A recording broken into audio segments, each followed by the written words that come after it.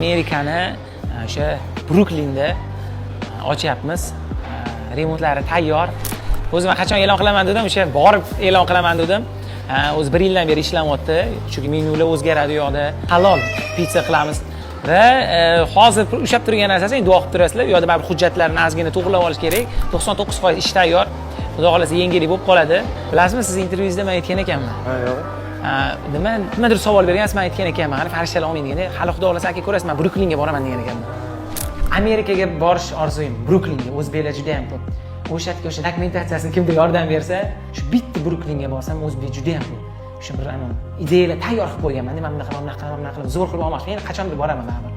Xudo xohlasa. Xudo xohlasa. Hozir endi rostdan Bruklinga boraman. Endi nima bilan boraman? Ishlagani ham emas, aylangani ham emas, biznes bilan boramiz endi. Bir misol uchun sizlarga franchiza olaman degan bir tadbirkorlar, biznesmenlar bo'ladigan bo'lsa, qanaqa murojaat qilsa bo'ladi? Biz mana hozir tartib qoida qilganmiz, ya'ni raqam bor. Misol uchun o'sha raqamga, mana shu misol uchun chiqarsak ham bo'ladi. O'zi bizda call center qilganda unga anketa qog'ozi berishadi. Biz keyin ularni ko'rib chiqib, ularga o'zimiz telefon qilamiz. Okay? Siz anketa qoldirgan ekansiz, mana shunaqa. Mana shunaqa viloyatda sizga bera olamiz. Shu